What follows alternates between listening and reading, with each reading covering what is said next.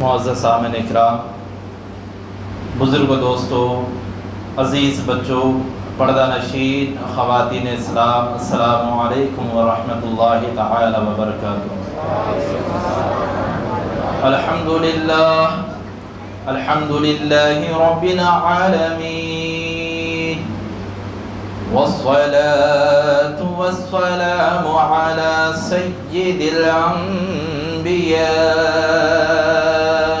والمرسلین،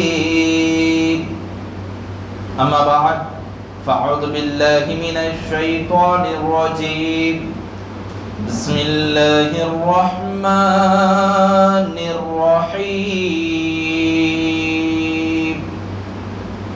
انا انزلناہ فی لیلۃ القدر وما ادراک ما لیلۃ القدر، لیلۃ القدر خیر من الف الشہر، صدق اللہ العظیم وبلغنا رسولہ النبی الامین الکریم، والحمد للہ رب العالمین۔ بادہ توحید کے متوالوں، شمع رسالت کے پروانوں، نبی اور آل نبی سے محبت کرنے والوں، شب قدر کی سعادتیں، رحمتیں، برکتیں حاصل کرنے والوں، مسجد رضا میں جمع ہونے والوں، آئیے دستور اہل سنت والجماعت کے مطابق ہم سبھی کے آقا و مولا، مدنی دولہ، تاجدار عرب و عجم، صاحب لطف و کرم، تخلیق آدم و بنی آدم، اللہ کے حبیب، زخم خوردہ انسانیت کے طبیب، لمبے لمبے ہاتھوں سے بھیک دینے والے داتا و مولا، حضور احمد مجتبیٰ محمد مصطفیٰ صلی اللہ تعالی وسلم کی بارگاہ پاک میں درود پاک پڑھے۔ اللہم صلی علی سیدنا محمد مادن الجود والکرم وعلی آلہ واصحابہ وبارک وسلم۔ پھر ایک مرتبہ بآواز بلند درود پاک پڑھے۔ اللہم صلی علی سیدنا محمد مادن الجود والکرم وعلی آلہ واصحابہ وبارک وسلم۔ صلاۃ و سلام علیک یا سیدی یا حبیبی یا رسول اللہ صلی اللہ تعالی علیہ وسلم۔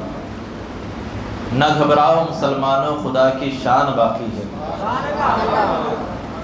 نہ گھبراؤ مسلمانوں، خدا کی شان باقی ہے، ابھی اسلام زندہ ہے، ابھی قرآن باقی ہے، ابھی اسلام زندہ ہے، ابھی قرآن باقی ہے۔ وہ ظالم کیا سمجھتے ہیں اور اپنے دل میں ہنستے ہیں، ابھی تو کربلا کا آخری میدان باقی ہے۔ حضرات گرامی، اللہ تبارک و تعالیٰ کا کروڑ احسان ہے کہ رب قدیر نے یہاں پر ہم سب کو اپنے اور اپنے حبیب کا ذکر سننے اور سنانے کے لیے جمع فرمایا۔ اسی لیے کسی شاعر نے کیا خوب فرمایا، محبوب کی محفل کو محبوب سجاتے ہیں۔ یہ شعر اتنا پیارا ہے، ہم عام طور پہ ایسے ہی سن لیتے ہیں، مگر اس سے ہمارا عقیدہ بھی بنتا ہے۔ محبوب کی محفل کو محبوب سجاتے ہیں، آتے ہیں وہی جن کو سرکار بلاتے ہیں، آتے ہیں وہی، ہر کوئی نہیں آ سکتا مسجد رضا میں، ہر کوئی نہیں آ سکتا، بلکہ جس کو سرکار بلاتے ہیں وہی آتا ہے۔ سبحان اللہ۔ تو یہ اللہ تبارک و تعالیٰ کا فضل ہے، اللہ تعالیٰ جس کو چن لیتا ہے اس کو اپنے اور اپنے حبیب کے ذکر کے لیے جمع فرما دیتا ہے، اور ہم گناہ گار سیاہکار یہاں پر اپنی قسمت کا تارا چمکانے کے لیے بیٹھے ہیں۔ کیوں؟ کیونکہ جاگنے کی رات عام طور پر دیکھا جاتا ہے لوگ گلی کوچوں میں، ہوٹلوں میں وغیرہ گزار دیتے ہیں۔ یہ رات جاگ کر قسمت کو جگانے کی رات ہے، اور اس رات کے تعلق سے میں کیا بیان کر سکوں؟ قرآن شاہد ہے، حدیث مصطفیٰ شاہد ہے۔ اب لوگ کہتے ہیں کہ یہ سنی حضرات، یہ احمد رضا والے جب دیکھو جب سرکار کا ذکر کرتے ہیں، غوث پاک کا ذکر کرتے ہیں، غری نواز کا ذکر کرتے ہیں، ہمیشہ یہ لوگ ذکر میں لگے رہتے ہیں۔ کبھی میلاد آتا ہے تو ذکر کرتے ہیں، کبھی 11ویں آتی ہے تو ذکر کرتے ہیں، کبھی چھٹی ہوتی ہے تو ذکر کرتے ہیں۔ ہر موقع پر یہ لوگ نعت خوانی کرتے ہیں، یہ ذکر مصطفیٰ کرتے ہیں، ذکر اولیاء کرتے ہیں، اس طریقے کے تانے دیے کرتے ہیں، اس طریقے کے ताने दिया करते हैं। ये कोई ताज्जुब की बात नहीं है, ये कई सालों से चलाया है। मगर समझने की बात है, मगर समझने की बात है कि हमारा शुमार किस में होता है। अक्सर मैं लोगों के सामने कहता हूँ कि हर इंसान के अंदर कुछ ना कुछ आदत होती है, हर इंसान के अंदर कुछ ना कुछ आदत होती है। ये कोई ढकी छुपी बात नहीं है। कोई चाय पीने का शौकीन होता है, जब तक वो चाय ना पी उसको सुकून नहीं मिलता। कोई पान खाने का शौकीन होता है, जब तक वो पान ना खाए उसको सुकून नहीं मिलता। कोई शरबत पीने का आदी होता है, कोई गुटखा खाने का आदी होता है। ये अलग बात है कि किसी को अच्छी आदतें होती है, किसी को बुरी आदतें होती है, मगर हर इंसान के अंदर कुछ ना कुछ आदतें होती है। और अल्लाह का करम है कि रब्बे कदीर का फजल है कि अल्लाह पाक हमको ये आदत अता फरमाया है, ये शौक अता फरमाया है कि हम जब तक जिक्र रसूल नहीं करते, जिक्र गौसे आजम नहीं करते, जिक्र गरी नवाज नहीं करते, हमको सुकून नहीं हासिल नहीं होता। इसीलिए हम कभी मिलाद मुस्तफ़ा की महफिल सजाते हैं, कभी गौसे पाक की महफिल सजाते हैं, कभी छठी शरीफ की महफिल सजाते हैं। तो ये हमारे हिस्से में आया है। हम अल्लाह और उसके रसूल का जिक्र इस तरीके से करते हैं। ये सिर्फ अल्लाह अल्लाह कहना ही अल्लाह का जिक्र नहीं है, बल्कि या रसूलल्लाह कहना भी अल्लाह का जिक्र है। या रसूलल्लाह कहना भी अल्लाह का जिक्र है। तो अल्हम्दुलिल्लाह हम इस मुबारक रात में, मुबारक शब में यहाँ पर अल्लाह और उसके रसूल के जिक्र के लिए जमा हुए। रसूल पाक सल्लल्लाहु अलैहि वसल्लम इरशाद फरमाते हैं कि तमाम रात नवाफिल पढ़ने से बेहतर है कि शरीयत का एक मसला इंसान सीख ले। सुभान अल्लाह, कितनी प्यारी बात है। हदीस मुस्तफ़ा को समझो कि किस कदर मेरे आका समझा रहे हैं, कितनी प्यारी बात इरशाद फरमा रहे हैं कि तमाम रात नफिल नमाज पढ़ने से बेहतर है कि एक शरीयत का मसला तुम लोग सीख लो। सुभान अल्लाह। तो हम यहाँ पर यही नीयत से बैठेंगे कि हम कुछ सीखेंगे इंशाअल्लाह, और यहाँ से जाने के बाद हमारे जहन में वो बातें महफूज होना चाहिए। ऐसा ना हो कि हैदराबाद से कोई मौलवी साहब आए थे, बहुत अच्छा बयान किए। क्या बयान किए भाई? नहीं वो नको पूछो, आप बेहतरीन बयान करें, बेहतरीन बयान करें, बहुत अच्छा बोले भाई, दिल खुश हो गया। क्या बोले? कुछ तो बताइए। नहीं बहुत अच्छा भाई। ऐसा नहीं होना है, बल्कि आप जो सुने वो दूसरा तक पहुंचाएंगे इंशाअल्लाह। अल्हम्दुलिल्लाह पहली मर्तबा आपके दयारे मोहब्बत में आने का शर्फ हासिल हुआ। हजरत हाफिज कारी उवैस कादिर अज़ीज़ साहब के ज़रिए से यहाँ पे मैं आया हूँ, और अल्लाह का करम है अल्हम्दुलिल्लाह तमाम रज़ा वाले बेदार हैं। अक्सर मसाजिद में तकरीर करने का मौका मिलता है अल्हम्दुलिल्लाह, मगर जो रंग, जो मोहब्बत, जो कैफियत रज़ा वालों में मिलती है वो कहीं नहीं मिलती। सुभान अल्लाह। ये रज़ा वाले जहाँ भी होते हैं, ये रज़ा, ये निस्बत अल्लाह तबारक व तआला ने हमको जो अता फरमाई, और यकीन जानो दुनिया में भी कामयाब होंगे और आखिरत में भी कामयाब होंगे। क्यों? वजह क्या है?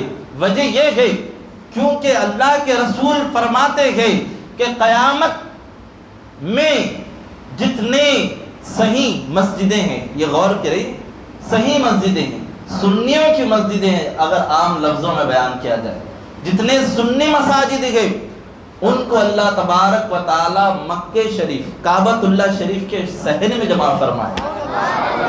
अब आप बोलेंगे हजरत क्या वो मस्जिद नहीं है जो चौक में बनी है, वो रास्ते में बनी है, वो मंडी में बनी है, वो वहां बनी है, क्या वो मस्जिद नहीं है? अरे नादान, कुरान पाक में मस्जिद ज़िरार का बयान किया गया। लोग वहां पर मक्के मुकर्रमा में मस्जिद तामीर किए और मस्जिद का नाम गालिबन मस्जिद क़ुबा नाम रखा।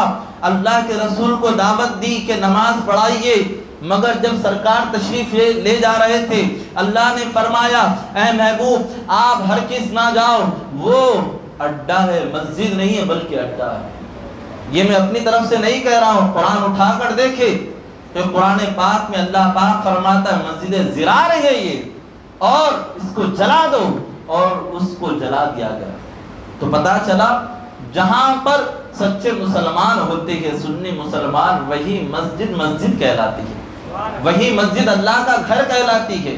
میرا عنوان شب قدر اور قرآن پاک کی فضیلت ہے، ذہن سازی کے لیے مسجد کے تعلق سے بیان کر رہا ہوں۔ بات آ گئی حضرت مولا کائنات علی شیر خدا رضی اللہ تعالیٰ عنہ حدیث نقل فرماتے ہیں، اللہ کے رسول نے فرمایا کہ میں نے توریت میں پڑھا، اللہ پاک فرماتا ہے کہ مسجد میرا گھر ہے، مسجد میرا گھر ہے۔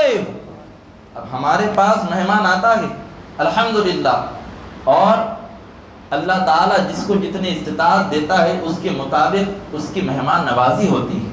اگر کوئی ایسے ہی مہمان آ جائے تو اس کو ہم چائے پلاتے، بسکٹ کھلاتے، خیر خیریت لیتے، بھیج دیتے۔ ان سے ذرا اور اچھا مہمان آتا ہے تو اس مہمان کو ہم کھانا کھلاتے ہیں، ان کو ہم کھانا کھلاتے ہیں اور ان سے اچھی گفتگو کرتے، وقت گزارتے ہیں۔ اگر اور خاص مہمان آ جائے تو ہم کہتے ہیں کہ بھائی 1-2 دن کے لیے رک جائیے گھر، آپ رکیں گے تو ہم کو خوشی حاصل ہوتا ہے نا۔ ہم چاہتے ہیں کہ ہمارا عزیز، ہمارا پیارا جب ہمارے گھر میں آئے تو ہمارا مہمان بنے، 1 دن کے لیے کیوں نہ ہو، 2 دن کے لیے کیوں نہ ہو، 3 دن کے لیے کیوں نہ ہو، وہ ہمارا مہمان بنے۔ ہم یہ چاہتے ہیں، اور جو ہم کو پسند نہیں آتا ہم چاہتے ہیں کہ وہ جلدی چلا جائے، نہ اس کے لیے چائے کا ہم انتظام کرتے ہیں، نہ کھانے کے لیے انتظام کرتے ہیں، نہ ہم رہنے کے لیے انتظام کرتے ہیں، بلا تشبیہ بلا تمثیل۔ یہ دیکھے یہ اللہ کا گھر ہے، اللہ پاک جس بندے کو پسند فرماتا ہے کبھی نماز کے لیے اس کو روک لیتا ہے، کبھی ذکر کے لیے روک لیتا ہے، کبھی اللہ پاک اس کو ذکر کے لیے، تلاوت کے لیے، اور کبھی اعتکاف کے لیے روک لیتا ہے۔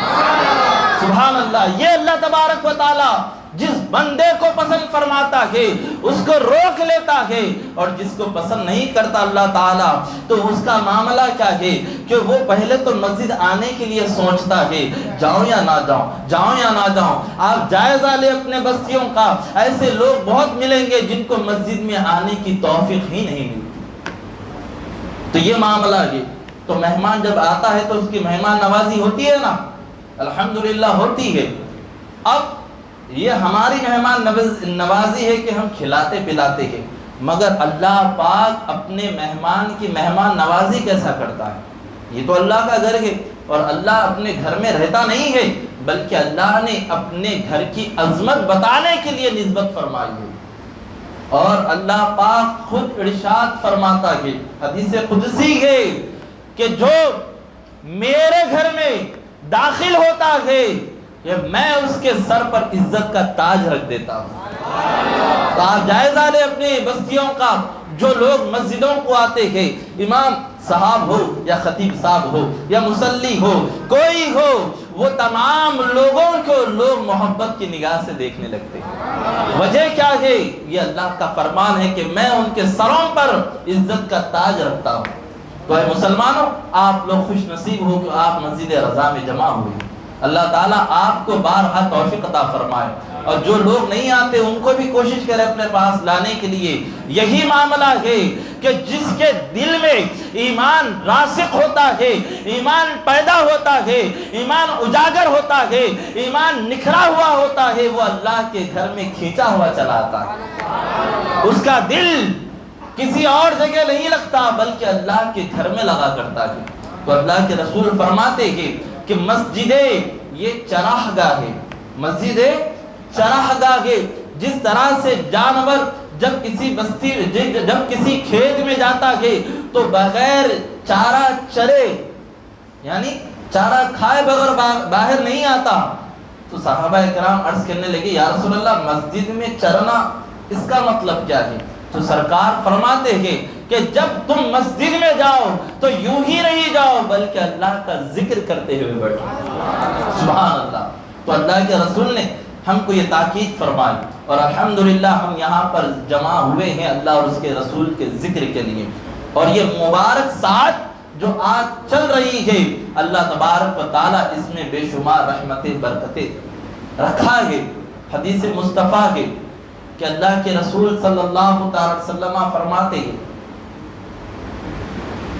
کہ یہ رات 1000 راتوں سے افضل ہے۔ قرآن پاک میں اللہ تبارک و تعالیٰ فرماتا ہے اِنَّا أَنزَلْنَاهُ فِي لَيْلَةِ الْقَدْرِ، ہم نے بے شک ہم نے لیلۃ القدر کو نازل فرمایا۔ اب یہ لیل عربی لفظ رات کو کہا جاتا ہے، قدر یہ اہمیت والی رات، اہمیت والی رات ہے، یعنی نام سے ہی یہ عظمت ظاہر ہے، یہ قدر والی رات ہے، برکت والی رات ہے، عظمت والی رات ہے۔ اور اللہ تبارک و تعالیٰ نے اس کو اس قدر برکت والا فرمایا کہ ایک قدر کا معنی تنگی کا آتا ہے، تنگی کا آتا ہے۔ تنگی کا معنی یہاں پر اس لیے بیان کیا گیا کہ اللہ تبارک و تعالیٰ فرشتوں کو اتنی کثرت کے ساتھ بھیجتا ہے کہ کہیں قدم رکھنے کے لیے جگہ نہیں ملتی، اس لیے تنگی کی رات فرمایا۔ سبحان اللہ۔ دوسرے راتوں میں جہاں پر رحمت کے فرشتے اترتے ہیں اور وہاں پر شیاطین بھی اترتے ہیں، یہ بھی معاملہ ہے، مگر شب قدر کی فضیلت یہ ہے کہ اس رات اللہ پاک شیطان کو قید کر دیتا اور فرشتوں کو نازل فرماتا ہے۔ سبحان اللہ۔ تو اب کون ہے وہ بندہ جو اپنی بخشش کا سامان تیار کرے؟ یہ معاملہ ہے۔ اللہ کے رسول صلی اللہ تعالی وسلم ایک مرتبہ حضرت مولا کائنات علی شیر خدا رضی اللہ تعالیٰ عنہ سے فرمایا کہ اے علی، یہ شخص جو سو رہا ہے مسجد میں، ان کو اٹھاؤ، ان کو اٹھاؤ اور کہو کہ عبادت کرے۔ حضرت مولا کائنات علی شیر خدا سرکار کے فرمان پر لبیک کہہ کر گئے اور ان کو جگایا اور کہا کہ عبادت کیا کرو، اللہ کے رسول کا حکم ہے، نماز پڑھو۔ اٹھا دی۔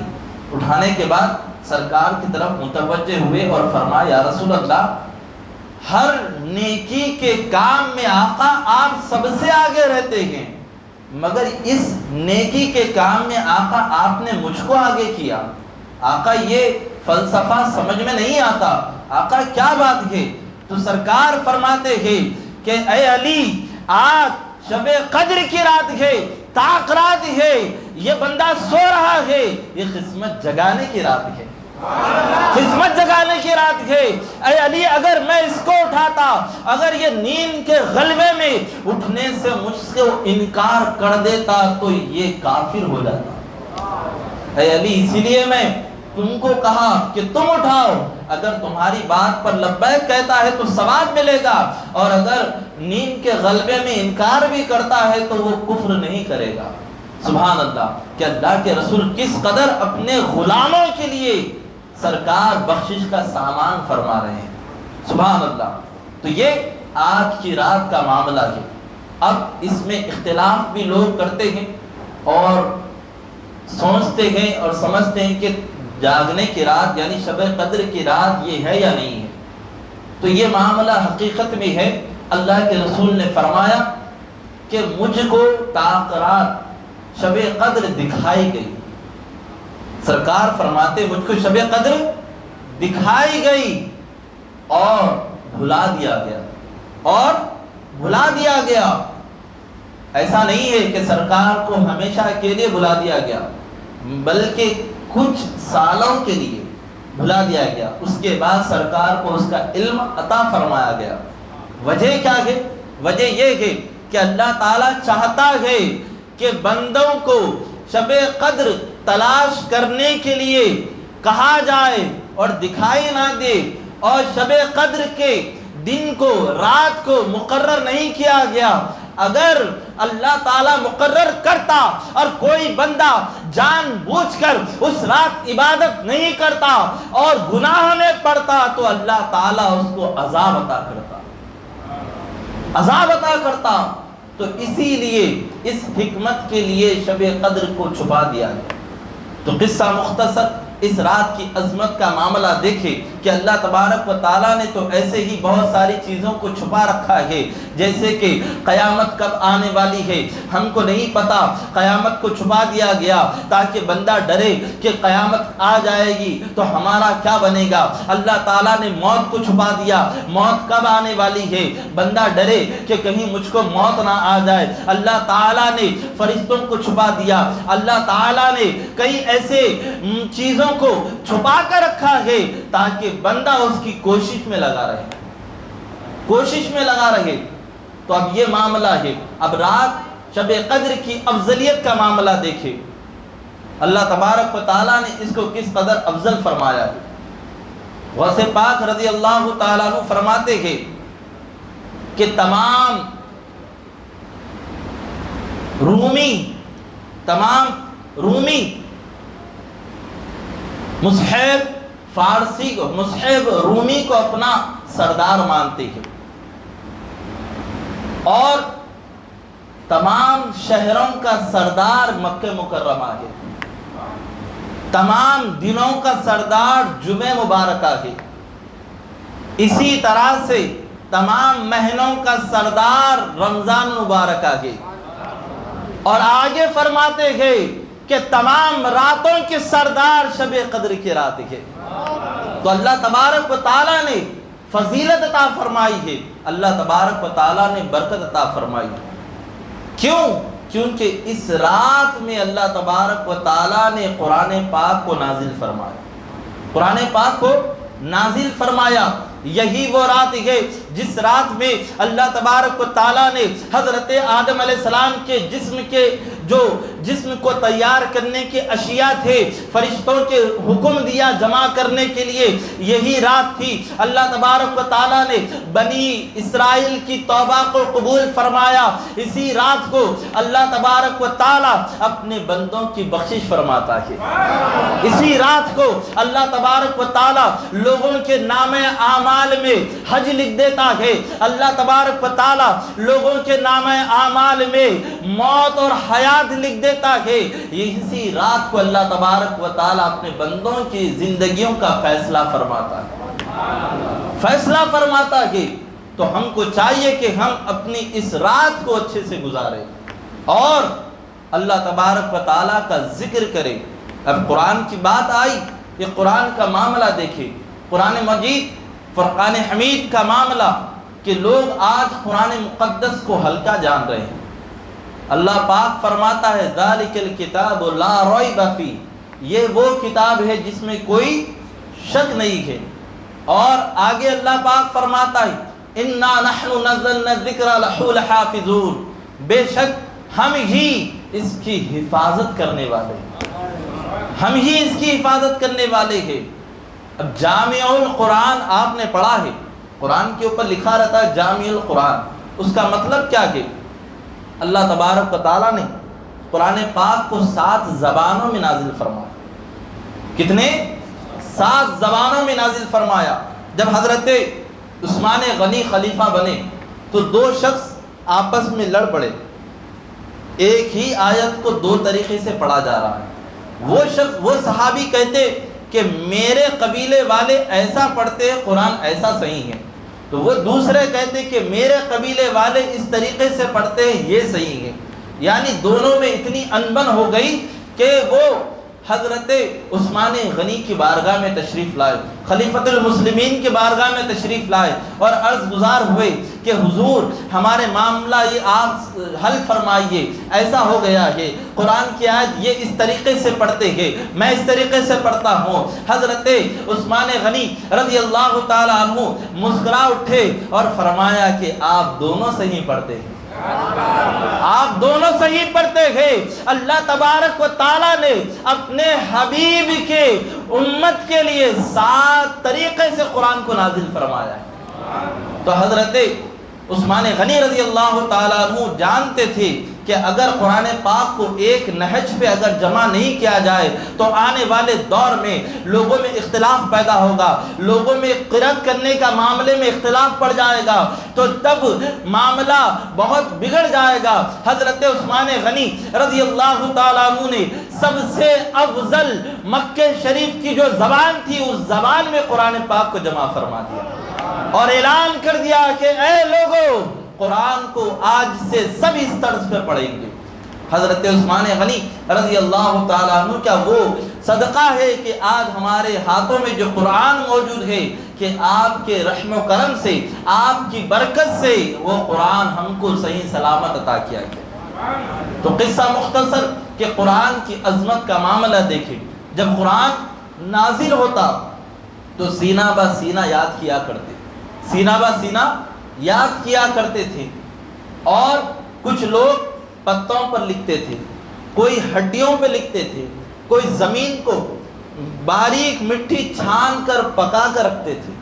الفاظ کو صحابہ اکرام نے دھیرے دھیرے دھیرے دھیرے تمام قرآن پاک کو ایک جگہ جمع فرمایا، اسی کو جامع القرآن کہا جاتا ہے، جامع القرآن کہا جاتا ہے۔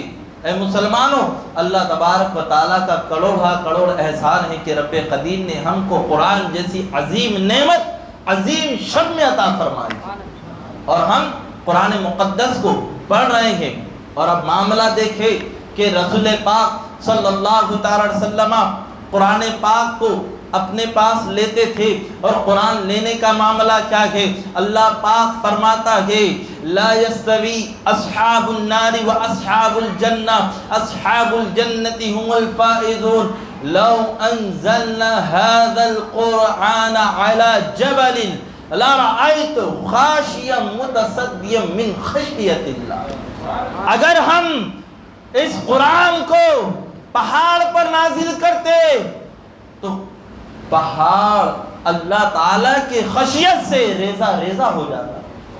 اللہ کے رسول نے اس قرآن کو اپنے سینے مبارکہ پر لے لیا، تو بتایا جاتا ہے کہ قرآن کے جلال کو اللہ کے رسول نے اپنے سینے میں لے لیا اور قرآن کے جمال کو اپنی امت میں تقسیم فرما دیا۔ پہلے امت کے لوگ اپنے آسمانی کتابوں کے کوئی حافظ نہیں ہوتے تھے، صرف اس قوم کے جو نبی ہے ان کو یاد رہتی تھی۔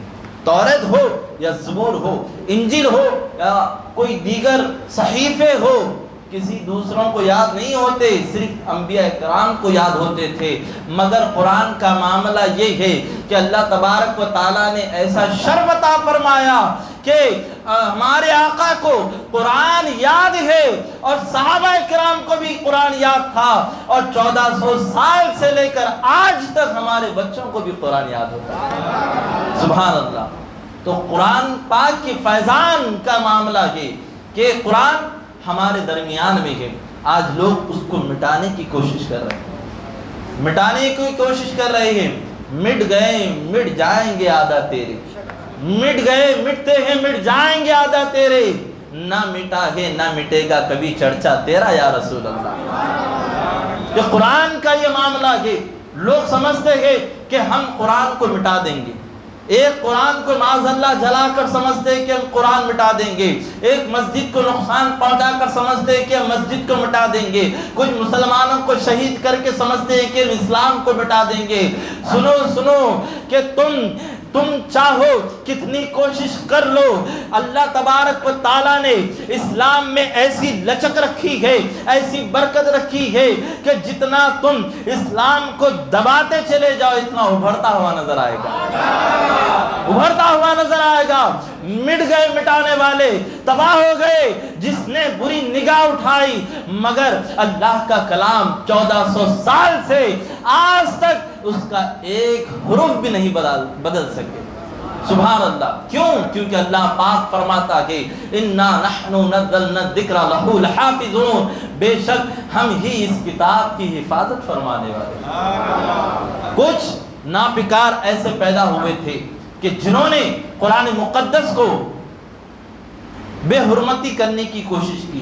آئے دن آپ سنتے ہوں گے کہ کچھ لوگ ایسے بھی ہیں جو قرآن کی بے حرمتی کرتے ہوئے نظر آتے ہیں، مگر اس وقت جب سونامی آیا تھا لوگ جانتے ہیں سونامی کے نام سے پوری دنیا اس کو جانتی ہے، پہچانتی ہے اس طوفان کو کہ سمندر میں ایک بہت بڑا سیلاب آیا تھا۔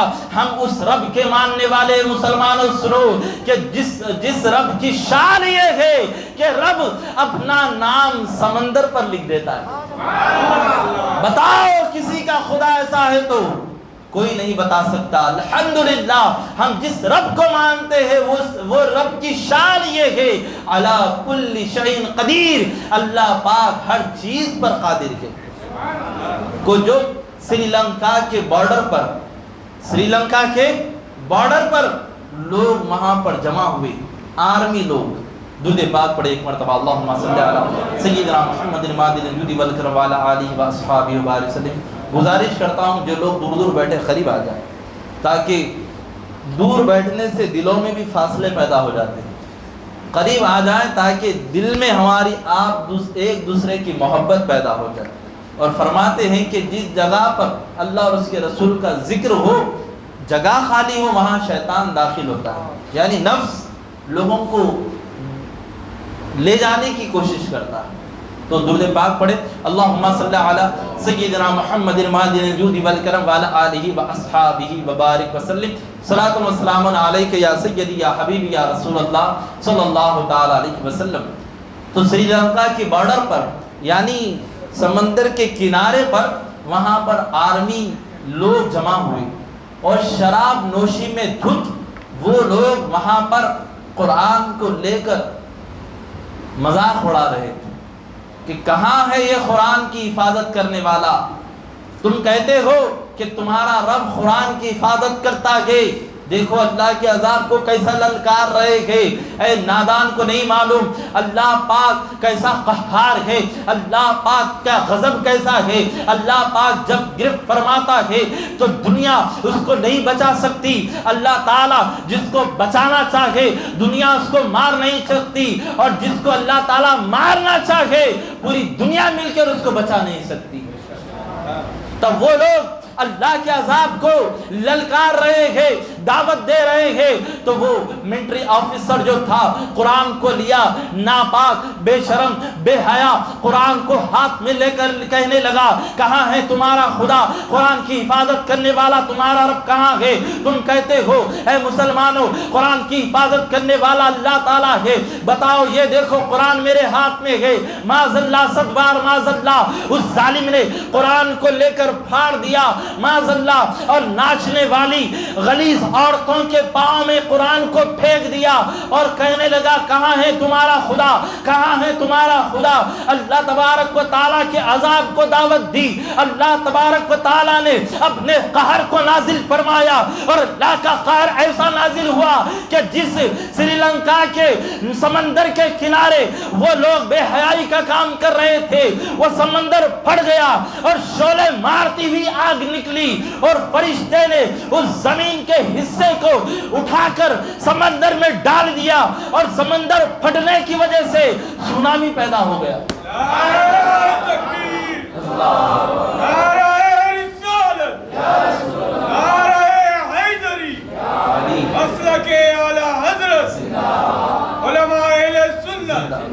تو اس ناز بکار نے اللہ کے عذاب کو دعوت دی تھی، وہ نادان کیا جانتے ہیں اللہ تبارک و تعالیٰ کیسا قہار ہے۔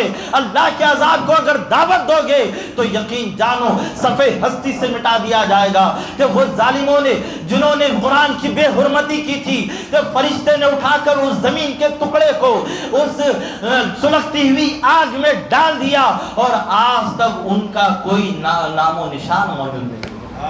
مگر دنیا والوں نے دیکھا کہ جب وہ سونامی پیدا ہوئی کہ سمندر پر اللہ تعالیٰ نے اپنی قدرت سے اپنا نام لکھ دیا، اور اللہ تعالیٰ نے یہ بتا دیا ہے لوگوں کہ دیکھو میں ہر چیز پر قادر ہوں، میں ہر چیز پر قادر ہوں۔ تو یہ ہر دور میں چلا آیا ہے. مسلمانوں کو جھڑنے کی کوشش کرتے ہیں, مسلمانوں کو ڈرانے کی کوشش کرتے ہیں, مسلمانوں کو مارنے کی کوشش کرتے ہیں. اے مسلمانوں سنو, اس مبارک رات میں یہ پیغام لیتے چلے جاؤ, جس کے دل میں اللہ اور اس کے رسول کی سچی محبت ہوتی ہے وہ کبھی اسلام سے منہ نہیں پھیرتا.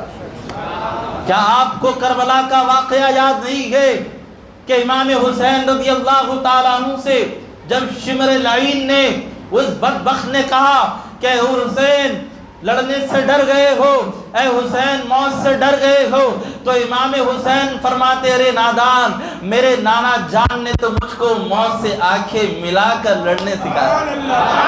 سبحان اللہ. تو یہ شان ہے, اور جو امام حسین کے چاہنے والے ہوتے ہیں کہ ان کا یہی کردار ہوتا ہے. اے مسلمانوں, میں اکثر کہا کرتا ہوں پنجتن پاک کی نسبت کے حساب سے آپ 5 نمازوں کو اپنا لو اور نماز کے عادی ہو جاؤ. اللہ تعالی ہم سب کو پنجتن پاک کے صدقے میں پنجگانہ نماز پڑھنے والا بنا دے اور ہم کو سچا پنجتن پاک والا بنا دے. تو قصہ مختصر کہ ہم کو چاہیے کہ ہم اپنے عقیدے کی اصلاح کریں, ہم کو چاہیے کہ ہم اپنے اعمال کی اصلاح کریں, ہم کو چاہیے کہ ہم اپنی زندگیوں کا جائزہ لیں. کچھ ایسے معاملے بھی ہوتے ہیں کہ لوگوں کو آج اس رات میں مغفرت نہیں ہوتی, بخشش نہیں ہوتی. اللہ تعالیٰ ہر کس معاف نہیں کرتا. کیا وجہ ہے اللہ تعالیٰ کیوں معاف نہیں کرتا؟ کیا اللہ تعالیٰ رحمان و رحیم نہیں ہے؟ کیا اللہ تعالیٰ ستار نہیں ہے؟ کیا اللہ تعالیٰ غفار نہیں ہے؟ سنو مسلمانوں, اللہ تعالیٰ ستار بھی ہے, اللہ تعالیٰ غفار بھی ہے, اللہ تعالیٰ رحمان و رحیم بھی ہے, مگر اللہ کا وعدہ ہے کہ اللہ پاک فرماتا ہے کہ میں اس کی بخشش کروں گا جس کے ماں باپ اس سے راضی ہے, جس کے ماں باپ اس سے راضی ہے. کہ آج سے جائزہ لے, اگر کسی نے اپنے ماں باپ کا دل دکھایا ہے تو آپ اپنے ماں باپ کے پاس جائیں, ان کے قدموں میں گر جائیں اور کہے اے میری امی جان مجھ کو معاف کر دیجئے, اے میرے ابا حضور مجھ کو معاف کر دیجئے. اگر سنو تم لاکھ عبادت کر لو, لاکھ نمازیں پڑھ لو, لاکھ روزے رکھ لو, جب تک تمہارے ماں باپ ناراض رہیں گے آپ کی بخشش ہونے والی نہیں ہے, بخشش ہونے والی نہیں ہے. اعمال برباد کر دیے جائیں گے, کیونکہ اللہ کے رسول صلی اللہ تعالی وسلم نے خصوصی تاکید فرمائی, اور اللہ کے رسول فرماتے ہیں کہ جب تم اپنے ماں باپ سے ملو تو ایسے ملو کہ جیسے غلام اپنے آقا سے مل رہا ہے, غلام اپنے آقا سے مل رہا ہے. مگر ہائے افسوس کہ ہمارے آج کے انگلش پروردہ نوجوان اپنے ماں باپ کو کچھ انگلش پڑھنے کے بعد, کچھ ڈگریاں حاصل کرنے کے بعد اپنے آپ کو ماں باپ سے بڑا سمجھنے لگتے ہیں, اپنے آپ کو نہ جانے کیا سمجھنے لگتے ہیں کہ وہ زبان درازی کرتے ہیں. ارے جن ماں باپ نے اپنی اولاد کو بولنا سکھایا ہے وہی اولاد اپنے ماں باپ پہ زبان درازی کر رہی ہے. اللہ اکبر. اے مسلمانوں, ماں باپ کا راضی ہونا ضروری ہے, راضی ہونا ضروری ہے. اور کسی نے اپنے مسلمان بھائی کا دل دکھایا ہے تو اس پر بھی لازم ہے کہ اس سے معافی طلب کرے. اور اس رات جو شراب نوشی کرتا ہے اس کی بھی معافی نہیں ہونے والی, اس کی بھی معافی نہیں ہونے والی. تو یہ معاملات ہے, ہم اپنا جائزہ لیں کہ ہم سے کون ناراض ہے, ہم سے کون ناراض ہے. جب آپ کا دل مطمئن ہو جاتا ہے تب اللہ کی بارگاہ میں سجدہ ریز ہو جائے تو یقیناً اللہ پاک ہماری بخشش فرما دے گا. اللہ تعالی ہم پر فضل و کرم کی بارش نازل فرمائے گا. بزرگان دین فرماتے ہیں کہ جہاں اللہ اور اس کے رسول کا ذکر ہوتا ہے وہاں رحمت والے فرشتے آتے ہیں, اور جب رحمت والے فرشتے آتے ہیں تو رحمت لے کر آتے ہیں, اور جب رحمت لے کر آتے ہیں اور رحمت لانے کے بعد جو محفل میں لوگ ہوتے ہیں ان پر رحمت انڈیل دی جاتی ہے, اور جب رحمت انڈیل دی جاتی ہے تو اس کو ایک ٹھنڈک سی محسوس ہونے لگتی, ٹھنڈک سی محسوس ہونے لگتی ہے. اور الحمدللہ ہم یہاں پر جمع ہوئے اللہ اور اس کے رسول کے ذکر کے لیے.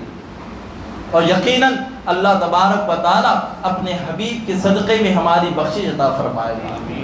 تو قصہ مختصر کہ ہم اس رات کو کس طرح سے منانا ہے، یہی ہے کہ ہم رات کے کچھ حصے میں ہم نے تو دنیا والوں کے لیے آنسو بہائے ہیں، کبھی دولت کے لیے آنسو بہائے، کبھی ہم عورت کے لیے آنسو بہائے، کبھی بچوں کے لیے آنسو بہائے، کبھی دوست کے لیے آنسو بہائے، کبھی اللہ اور اس کے رسول کی محبت میں آنسو نکلے ہیں کیا؟ یہ ہم کو جائزہ لینا ہے۔ کب ہم نے آقا کو یاد کیا، کب اپنے رب کو ہم نے یاد کیا؟ ہم اپنے گناہوں کو یاد کریں اور اپنی زندگی کو تبدیل کرنے کی کوشش کریں۔ جب ہم اپنی زبان کو اور اپنے کردار کو اچھا بنا لیتے ہیں تو ہوتا کیا کہ ایسا نہیں ہے کہ صرف مرد حضرات اچھے ہوتے ہیں، عورتوں میں بھی ایسے نیک پارسا ہوتی ہے کہ جن کی زندگیوں کو دیکھ کر لوگوں کا ایمان سنورنے لگتا ہے۔ جیسے کہ ایک خاتون کے تعلق سے میں نے پڑھا تھا کہ وہ نیک پارسا تھی، بڑی نیک، اللہ اکبر، اللہ تبارک و تعالیٰ کی ہمیشہ ذکر و اذکار میں لگا کرتی تھی، اور جب کوئی فقیر گھر کے دروازے پہ آتا تو اس فقیر کو منہ مانگی رقم دیتی تھی اور اس کو خیرات صدقات کرتی تھی۔ یقیناً دینا بھی چاہیے، جبکہ اللہ کے نام پر مانگ رہا ہے تو وہ دیا کرتی تھی۔ مگر کچھ ایسے نوجوان ہوتے ہیں، ظالم نوجوان ہوتے ہیں، ظالم شوہر ہوتے ہیں جو اپنی عورتوں پر ظلم کرتے ہیں۔ سنو، اس کا معاملہ بہت سخت ہونے والا ہے۔ حقوق العباد بھی کوئی چیز ہوتی ہے، مگر وہ نادان شوہر تھا، اپنی بیگم کو خیرات دیتا ہوا دیکھتا تھا تو کہنے لگا، اے بیگم سن کہ میں محنت سے اب میں پیسے جمع کرتا ہوں، کماتا ہوں، اور تو ایسے ہی غریبوں کو دے دیتی ہے، فقیروں کو دے دیتی ہے۔ آج تجھ کو کہتا ہوں 1 روپیہ بھی کسی کو نہیں دے گی۔ اللہ اکبر، شوہر کے ڈانٹ تھی، وہ ڈر گئی، خاموش ہو گئی۔ مگر کچھ دن گزرنے کے بعد پھر ایک فقیر دروازے پر آیا اور کہنے لگا، اللہ کے نام پر کچھ عطا کیجئے۔ تو جب اللہ کا نام سنا تو دل بے چین ہو گیا، دل بے قرار ہو گیا۔ رب اللہ تبارک و تعالیٰ کا نام سن کر دل میں محبت پیدا ہو گئی۔ سوچا شوہر گھر پر نہیں ہے، پیسے کچھ دے دیتی ہوں۔ جب قریب گئی دینے کے لیے، اتنے میں اچانک شوہر آ گیا، دیکھا اور غصے سے کہنے لگا کہ میں نے تم کو منع کیا تھا پیسے دینے کے لیے اور تم کس قدر دے رہی ہو۔ اللہ اکبر، وہ کہتی ہے کہ یہ اللہ کے نام پر مانگ رہا ہے۔ تو وہ کہتا ہے کہ اچھا اتنی محبت ہے اللہ سے، تو میں کہتا ہوں جاگ میں کود جائے گی کیا؟ تو وہ کہتی ہے ٹھیک ہے کود جاتی ہوں۔ اب وہ نیک خاتون گھر کے اندر تشریف لے گئی، دلہن کی طرح سج دھج کے نئے کپڑے پہن کر نکلی اور باوضو ہو کر بسم اللہ الرحمن الرحیم پڑھ کر سلگتے ہوئے تندور میں بسم اللہ پڑھ کر قدم رکھ کر نیچے اتر گئی اور آگ کھول رہی ہے۔ تندور گرم ہے اور شوہر دیکھ رہا ہے کہ آگ لپک رہی ہے، مگر کیا مجال عورت کو آگ ہاتھ لگا سکے۔ ارے عورت کو کیا، عورت کے کپڑوں کو بھی آگ ہاتھ نہ لگا سکے۔ سبحان اللہ، اللہ تبارک و تعالیٰ کی محبت میں اس قدر وابستہ ہو گئی کہ اللہ تبارک و تعالیٰ نے اس عورت کی حفاظت فرمائی۔ اور جب شوہر نے دیکھا کہ میری خاتون اتنی نیک ہے، اتنی پرہیزگار ہے، وہ بلک گیا، وہ حیرت میں پڑ گیا، فوراً اپنے بیگم سے ہاتھ جوڑ کر کہنے لگا، اے میری بیگم مجھ کو معاف کر دو، مجھ سے بہت بڑی غلطی ہو گئی۔ اب وہ بیگم سے معافی مانگنے کے بعد توبہ کر کے چہرے پہ سنت رسول، داڑھی کو سجا کر اور پکا نمازی بن گیا۔ سبحان اللہ۔ تو اے مسلمانوں، یہ نیک لوگوں کا معاملہ ہوتا ہے۔ اللہ تعالیٰ کس بندے کو اپنا پسندیدہ بنا لے ہم نہیں کہہ سکتے۔ ہم کو ہر بندے کی قدر اور منزلت کو جاننا چاہیے۔ اللہ تبارک و تعالیٰ اپنے پسندیدہ بندوں کے صدقے میں ہی لوگوں کی بخشش فرماتا ہے، لوگوں کی مغفرت فرماتا ہے۔ اللہ کے رسول فرماتے ہیں ہر 40 مسلمان جہاں جمع ہوتے ہیں ان میں ایک اللہ کا ولی موجود ہوتا ہے، اللہ کا ولی موجود ہوتا ہے، اور اللہ پاک ان 40 کو اس ایک کے صدقے میں بخشش فرما دیتا ہے۔ سبحان اللہ۔ تو ایسا معاملہ ہے، ایسے محافل سجانے میں یہ برکت حاصل ہوتی ہے۔ اس رات میں ہم یہاں پر اللہ اور اس کے رسول کا ذکر کرنے کے لیے جمع ہوئے۔ اب دیکھیں کہ اس رات کا معاملہ کیا ہے۔ حضرت ابن عباس رضی اللہ تعالیٰ عنہ بیان کرتے ہیں کہ ایک نیک اور پرہیزگار شخص تھا۔ اللہ کے رسول نے فرمایا ایک نیک اور پرہیزگار شخص تھا بنی اسرائیل میں، اور وہ مسلسل 1 سال تک بغیر ناغے کے راتوں میں اللہ کا ذکر کرتے، نوافل پڑھتے، اللہ کے ذکر میں مشغول رہتے، سوتے نہیں تھے بلکہ اللہ کے ذکر میں مشغول ہوا کرتے تھے، اور سارا دن جنگ میں موجود رہتے تھے۔ اسلام کی ترقی کے لیے جنگوں میں جایا کرتے تھے۔ معاملہ یہ ہوا، اللہ کے رسول بیان کر رہے ہیں، اللہ کے رسول بیان کر رہے ہیں، صحابہ اکرام کی آنکھیں نم ہے۔ 1000 سال تک بھائی، 1000 سال، ہمارے یہاں بامشکل 60 تک لوگ پہنچتے ہیں، بامشکل، اللہ ماشاءاللہ کچھ لوگوں کی عمر اللہ پاک بڑھا دیتا ہے۔ یہ عمر کا بڑھانا اللہ تبارک و تعالیٰ کی رحمت ہوا کرتی ہے، رحمت ہوا کرتی ہے۔ کیوں؟ کیونکہ اللہ کے رسول صلی اللہ تعالی وسلم کا معاملہ دیکھو۔ حضرت علی فرماتے ہیں کہ جب ہم ابو بکر کو سرکار کے پہلو میں دفن کر رہے تھے تو حضرت علی فرماتے ہیں میں نے روضہ رسول سے آواز سنی کہ اے اللہ، ابو بکر کے صدقے میں میرے جتنے بوڑھے امتی ہیں سب کی بخشش فرما دے۔ سبحان اللہ۔ اللہ کے رسول نے دعا فرمائی اور دعا قبول نہ ہو، کیا بات ہے؟ یقیناً اللہ تبارک و تعالیٰ اپنے حبیب کی دعا قبول فرماتا ہے۔ قصہ مختصر کہ وہ شخص 1 سال تک عبادت اور ریاضت میں مشغول ہے اور جہاد بھی کر رہے ہیں۔ اب معاملہ یہ ہوا، ان کی بہادری کا معاملہ شورا ہر طرف پھیلنے لگا، ہر طرف پھیلنے لگا۔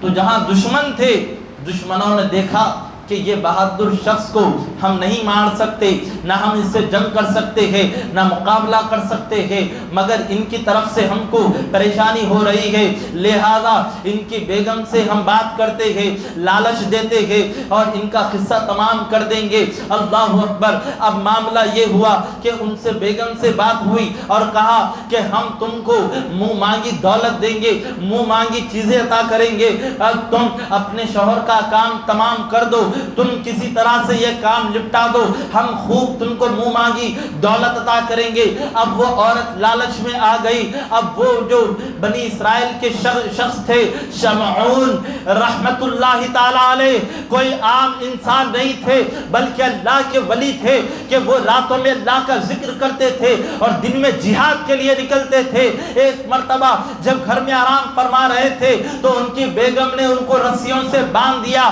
اور جب شوہر فجر کے وقت اٹھے تو دیکھا رسیے سے بندھے ہوئے ہیں، تو پوچھا بیگم یہ کیا معاملہ ہے، یہ کیا حرکت ہے، تم نے مجھ کو رسیوں سے بندھ دیا ہے؟ تو کہتے ہیں کہ میں تمہاری طاقت دیکھنا چاہتی ہوں، اس وجہ سے میں نے تم کو باندھ دیا۔ اب جیسے ہی حضرت شمعون رحمت اللہ تعالیٰ نے سے گفتگو ہوئی، آپ نے جھٹکے سے پورے رسیوں کو توڑ دیا، رسیوں کو توڑ دیا۔ کچھ دن جانے کے بعد پھر انہوں نے چال چلنے کی کوشش کی اور اپنے شوہر نامدار کو انہوں نے زنجیروں سے جکڑ دیا اور زنجیروں سے لپٹ دیا۔ لپٹنے کے بعد ہوا معاملہ یوں کہ جب صبح آپ فجر کے وقت اٹھے تو دیکھا زنجیر میں آپ جکڑے ہوئے گئے۔ پوچھا اے بیگم پھر آپ نے کیوں مجھ کو باندھ دیا ہے؟ تو وہ کہتے ہیں کہ میں آپ کی طاقت دیکھنا چاہتی ہوں۔ تو حضرت شمعون رحمت اللہ تعالیٰ نے جھٹکا دیا اور پورے زنجیروں کو توڑ دیا، اتنے بہادر۔ اور کہا بیگم تم مجھ کو مارنا، تم مجھ کو میری طاقت کا اندازہ لگانا چاہتی ہو، سنو سنو، مجھ کو کوئی نہیں مار سکتا، میں اللہ کا محبوب بندہ ہوں، میں اللہ کا محبوب بندہ ہوں۔ ہاں ایک راز میرا یہ ہے، اگر کوئی میرے بالوں کو جکڑ دے گا تو میں قید ہو جاؤں گا۔ اللہ اکبر، آپ نے راز کی بات بتا دی۔ جب آپ آرام کر رہے تھے اس وقت آپ کی ناپکار جو عورت تھی اس نے آپ کے بال مبارک شہید کر دیا اور آپ کو ایک ستون سے باندھ دیا، اور ظالم دشمن لوگ آپ کو شہید کر دیا۔ اور اللہ پاک نے اس قوم کو جتنے وہاں پر ناپکار تھے، جو ظالم تھے، جس نیک بندے کو جنہوں نے شہید کر دیا تھا، اللہ پاک نے ان تمام پر عذاب نازل فرمایا اور سب کو برباد کر دیا، سب کو برباد کر دیا۔ صحابہ اکرام کی آنکھیں نم ہے، اللہ کے رسول کے زبان مبارک سے الفاظ نکل رہے ہیں اور دل پر اثر نہ کرے، یہ کیسے ممکن ہے؟ صحابہ اکرام حسرت کی نگاہ سے سرکار کو دیکھ رہے تھے اور کہہ رہے تھے زبان حال کہ یا رسول اللہ، وہ شمعون رحمت اللہ تعالی علیہ کا معاملہ تو یہ ہے کہ انہوں نے 1 سال تک اللہ کی راہ میں جہاد کیا اور 1 سال تک اللہ کا ذکر کیے، یا رسول اللہ ان کے نیکیاں تو ہم سے بڑھ جائیں گی، ان کے تو نام اعمال ہم سے بڑھ جائے گا۔ آقا ہماری عمر تو اتنی نہیں ہے، ہم تو بامشکل 100 تک پہنچ جاتے ہیں الا ماشاء اللہ، مگر ہماری عمر وہاں تک نہیں پہنچتی۔ صحابہ اکرام غمزدہ تھے، اللہ کے رسول بھی غمزدہ تھے۔ اللہ تبارک و تعالی نے اس آیت مبارکہ کو نازل فرمایا، اِنَّا أَنزَلْنَاهُ فِي لَيْلَةِ الْقَدْرِ، اے محبوب ہم نے لیلۃ القدر کو نازل فرمایا۔ اب یہ کیا ہے؟ لیلۃ القدر خیر من الف شہر، یہ رات 1000 راتوں سے افضل ہے، 1000 راتوں سے افضل ہے۔ یہ معاملہ ہے، جب کوئی بندہ اس رات میں عبادت کرتا ہے تو اللہ تبارک و تعالی اس کی عبادت کے ثواب کو بڑھا دیتا ہے۔ کوئی نفل پڑھتا ہے تو فرض کا ثواب عطا کیا جاتا ہے، اور کوئی فرض پڑھتا ہے تو اس کے ثواب کو 70 گنا زیادہ بڑھا دیا جاتا ہے۔ اگر کوئی اس رات اللہ کی عبادت کرتا ہے تو اللہ تعالیٰ اس کو 80 سال کی عبادت کرنے کا ثواب عطا فرماتا ہے۔ سبحان اللہ، اس رات کی فضیلت کا یہ عالم ہے۔ اور شب قدر کے تعلق سے اللہ کے رسول نے فرمایا کہ تم طاق راتوں میں شب قدر کو ڈھونڈا کرو، اللہ تبارک و تعالیٰ نے اس کو پوشیدہ رکھا ہے۔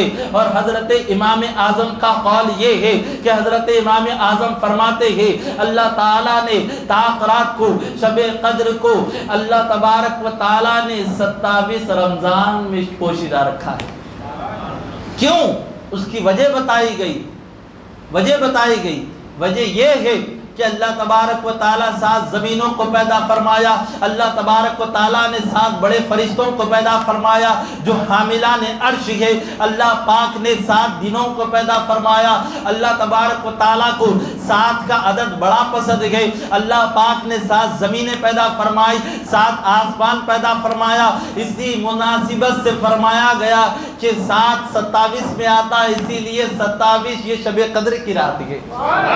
سبحان اللہ۔ اور اللہ پاک نے لیلۃ القدر قرآن پاک میں بیان فرمایا، لیلۃ القدر یہ 3 مرتبہ، اس کے اندر 9 حرف ہے، اللہ پاک نے 3 مرتبہ بیان فرمایا، 9 کو 3 سے ضرب دیا جائے تو 27 بن جاتا ہے۔ تو یہ بھی ایک علامت بتائی گئی۔ اور حدیث مصطفیٰ ہے، اللہ کے رسول صلی اللہ تعالی وسلم فرماتے ہیں کہ شب قدر جب ہوتی ہے تب فرشتے کثرت سے زمین پر اترتے ہیں اور رات چمکنے لگتی ہے، اور جب صبح کا سورج نکلتا ہے تو بغیر کرنوں کے نکلا کرتا ہے۔ اور جس رات شب قدر ہوتی ہے اس رات کتے نہیں بھونکتے اور اس رات اللہ پاک 7 سمندر کے پانی کو میٹھا کر دیتا ہے۔ سمندر کا پانی کھارا ہوتا ہے مگر اللہ پاک اس رات سمندر کے پانی کو میٹھا بنا دیتا ہے، میٹھا بنا دیتا ہے۔ یہ علامتیں بتائی گئی، اور ایک علامت یہ بھی بتائی گئی کہ شب قدر میں جو اللہ کا محبوب بندہ اللہ تعالیٰ نے جس کی بخشش فرما دی ہے، اس رات میں اللہ تبارک و تعالیٰ کے کرم سے وہ محبوب بندہ دنیا میں کہیں ہو، وہ ہندوستان میں ہو یا افغانستان میں ہو یا پنجاب میں ہو یا امریکہ میں ہو یا لندن میں ہو، دنیا میں کہیں ہو، وہ نیک بندہ دنیا میں کہیں ہو، حضرت جبریل علیہ السلام اس سے آ کر مصافحہ فرماتے ہیں، مصافحہ فرماتے ہیں۔ اور مصافحہ کرنے کی علامت یہ بتائی گئی، جب ملاقات کریں گے، مصافحہ کریں گے تو انگوٹھے کی ہڈی نہیں ملے گی، بغیر ہڈی کے انگوٹھا ہوگا، یہ علامت بتائی گئی۔ اسی لیے سرکار مفتی اعظم ہم شبیہ غوث اعظم فرماتے ہیں کہ جب تم ملاقات کرو کسی سے تو انگوٹھے کو کس کے دبایا کرو، سبحان اللہ۔ تو عام طور پہ جب سنی حضرات ایک دوسرے سے ملاقات کرتے ہیں تو ہاتھوں کو ملانے کے بعد انگلیوں کو زور سے دباتے ہیں۔ نہ جانے حضرت جبریل علیہ السلام کب ہم میں تشریف لائیں اور کب ان سے ملاقات ہو، سبحان اللہ۔ تو کبھی بھی آپ کسی سے ملاقات کریں، سنی مسلمان سے، یہ بھی ایک بات ہے، سبحان اللہ، کہے سبحان اللہ۔ 2 واقعے ہیں، حضرت نے فرمایا کہ حضرت خضر علیہ السلام بھی ملاقات کرتے ہیں۔ ایک روایت یہ بھی ہے کہ حضرت خضر علیہ السلام جس بندے کا حج قبول ہو گیا اس سے بھی آ کر ملاقات کرتے ہیں، اور حضرت خضر علیہ السلام کی انگوٹھے کی ہڈی ان کی بھی نہیں، یہ علامت بتائی گئی۔ اور اللہ پاک جن کا حج قبول کر لیتا ہے اس بندے سے حضرت خضر علیہ السلام آ کر ملاقات فرماتے ہیں۔ تو بتایا گیا کہ جب تم یہ علامت پالو تو زبان بند کر لو، زبان بند کر لو، بس آنکھوں سے جام محبت پیا کرو، کہیں ایسا نہ ہو کہ زبان ہلے اور بے ادبی ہو جائے، بس ان کے نورانی چہرے کو دیکھو اور اپنے دل کو ٹھنڈک پیدا کر لو۔ یہ بتایا گیا قصہ مختصر۔ تو یہ رات کی فضیلت کا معاملہ ہے۔ اب آپ سوچیں گے کہ میری بخشش ہو یا نہیں، یہ ہوگا معاملہ، تو مگر یہ معاملہ سنو کہ ہم کو ہمیشہ اپنے گناہوں کو یاد کرنا ہے، گناہوں کو یاد کرنا ہے۔ جب بندے کی توبہ قبول ہو جاتی ہے تو اس کی زندگی بدل جاتی ہے، جب کرم ہوتا ہے حالات بدل جاتے ہیں، جب کرم ہوتا ہے حالات بدل جاتے ہیں، یہ کیفیت ہوتی ہے۔ اور بتایا گیا علامتیں ایسی ہے، بندہ توبہ کرنے کے بعد دوبارہ اس گناہ کی طرف نہیں جاتا۔ اور یہ معاملہ بھی ہے، ہم نماز پڑھتے تو ہے، نماز ہماری قبول ہوئی یا نہیں ہوئی اس کا کوئی ہم کو ٹھکانہ نہیں ہوتا، اس کا کوئی ہم کو پتہ نہیں ہوتا، مگر بزرگان دین فرماتے ہیں نماز قبول ہونے کی سب سے بڑی علامت بتاتے ہیں کہ آپ اگر فجر کی نماز پڑھ لیے ہو تو ظہر کی نماز پڑھنے کے لیے دل تڑپنے لگ جائے گا۔ یہ قبول ہونے کی علامت ہے کہ ہم نماز کیسا پڑھ رہے ہیں، یہ ہم اپنا جائزہ لیں۔ کہ اسی لیے کہا جاتا ہے کہ زندگی میں سکون چاہتے ہو تو سکون سے نماز ادا کرو، سکون سے نماز ادا کرو۔ آج معاملہ یہ ہے کہ لوگ شریعت کے معاملے میں بولنے لگ جاتے ہیں، سنو، شریعت تمہارے گھر کی نہیں ہے، شریعت اللہ اور اس کے رسول کی ہے۔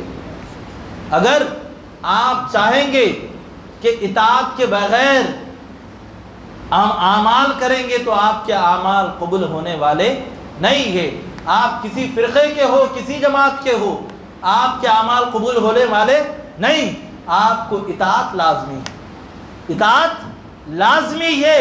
اور کیا معاملہ ہے، اگر کوئی بندہ یہ کہے کہ اللہ پاک کو سجدہ بہت پسند ہے تو یقیناً اللہ پاک کو سجدہ بہت پسند ہے، کیونکہ نماز میں سب سے افضل سجدہ ہے، نماز میں سب سے افضل سجدہ ہے۔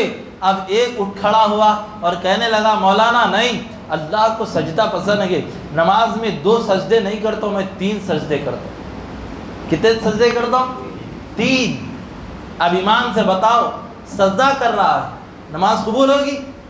ایک ساتھ 3 سجدے کر رہا ہے تو نماز قبول ہوگی؟ نہیں۔ وجہ کیا ہے؟ وجہ یہ ہے کہ اس نے اپنی رائے داخل کر دی، اپنی رائے داخل کر دی، اپنی مرضی داخل کر دی، اس لیے اس کی نماز اس کے منہ پہ مار دی جائے گی، اس کے اعمال قبول نہیں کیے جائیں گے۔ تو یہ معاملہ ہے۔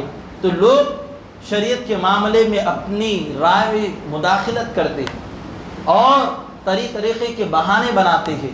سنو، اللہ کے رسول فرماتے ہیں، حدیث مصطفیٰ ہے، کسی نے غیر عالم نے، کسی نے اگر قرآن پاک کے ترجمے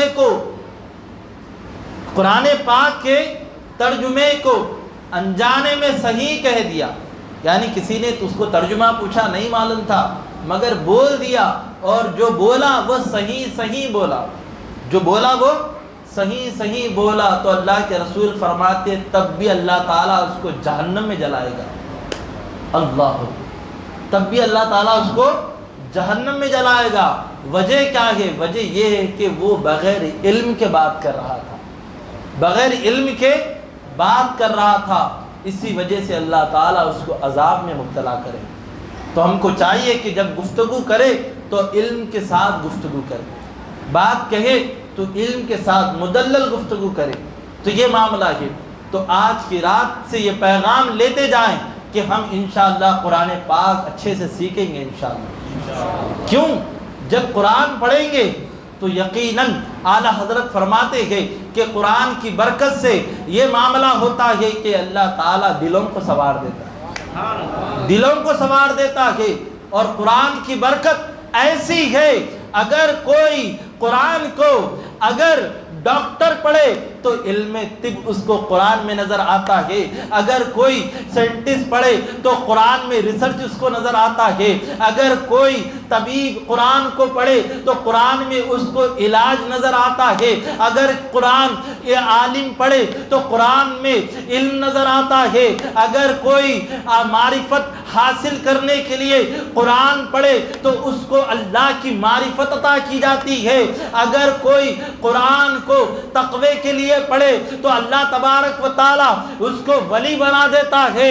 پتہ چلا قرآن مقدس کو جو کوئی جس نظریے سے پڑھتا ہے اللہ پاک اس کو وہ عطا کرتا ہے۔ اگر آپ قرآن کو پڑھیں گے تب بھی ثواب ہے، قرآن کو سنیں گے تب بھی ثواب ہے، اور حد تو یہ ہے کہ قرآن کو آپ دیکھیں گے تب بھی آپ کو ثواب ہے۔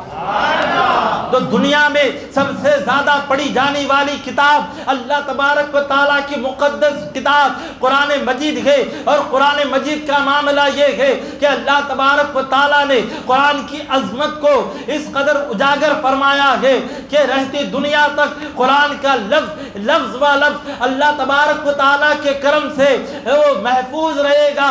لوگ آج قرآن کو بدلنے کی کوشش کرتے ہیں، یہ رافضی وہ ناپکار لوگ کہتے ہیں کہ 40 پارے تھے، سنیوں نے 10 پارے بکریوں کو کھلا دی۔ کیا کہتے ہیں؟ 10 پارے بکریوں کو کھلا دیے۔ تو پتہ چلا کہ ان کا ایمان یہ ہے کہ وہ قرآن کے 40 پارے مانتے، 30 نہیں مانتے۔ تو یہاں پر عقیدے میں بگاڑ پیدا ہو گیا، جس کی وجہ سے وہ کافر ہو گئے۔ کیوں؟ قرآن کے پارے کو کیا، قرآن کے رکوع کو کیا، قرآن کی آیت کو کیا، قرآن کے ایک لفظ کو بھی کوئی غلط مانے گا تو وہ کافر ہو جائے گا، ایک لفظ کو بھی کوئی غلط مانے گا تو کافر ہو جائے گا۔ کیوں؟ کیونکہ یہ آیت مبارکہ شاہد ہے۔ اللہ پاک فرماتا ہے اِنَّا نَحْنُ نَزَّلْنَا الذِّكْرَ لَهُ لَحَافِظُونَ، بے شک ہم قرآن کی حفاظت کرنے والے ہیں، ہم قرآن کی حفاظت کرنے والے ہیں۔ تو قرآن مقدس کو کثرت سے پڑھنا ہے، کیونکہ آج کی رات اللہ پاک نے قرآن پاک کو نازل فرمایا۔ روایت میں ہے کہ اللہ پاک نے پہلے شب برات میں اللہ تبارک و تعالیٰ نے عرش اعظم سے لوح محفوظ سے قرآن پاک کو اول آسمان پر نازل فرمایا، اور پہلے آسمان سے اللہ پاک نے اپنے حبیب کے قلب اطہر پر نازل فرمایا۔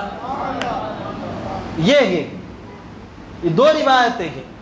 اللہ پاک نے پھر جب ضرورت پڑی اس کے تحت اللہ پاک نے اپنے حبیب پر قرآن پاک کی آیتوں کو نازل فرمایا، اور جب مکمل قرآن نازل ہوئی تو دوسری مرتبہ اللہ پاک نے اپنے حبیب پر مکمل قرآن کو نازل فرمایا، مکمل قرآن کو نازل فرمایا۔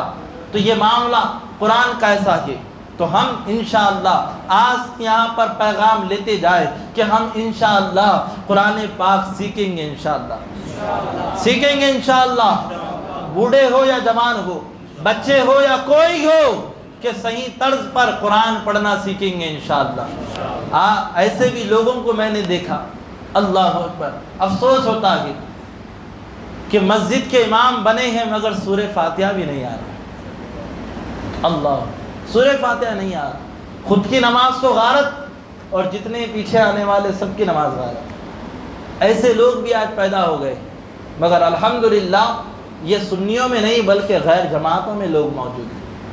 مگر ہم کو چاہیے کہ ہم انشاءاللہ علم دین حاصل کریں گے، جیسے کہ آپ کے روحانی اور جسمانی کیفیت کو سنوارنے کے لیے مسجد رضا کی جانب سے ہو یا پھر جماعت رضا مصطفیٰ کی جانب سے جو بھی انتظامات کیے گئے، آپ لوگ بڑھ چڑھ کر حصہ لیں اور اپنے دنیا اور آخرت کو سنواریں گے انشاءاللہ۔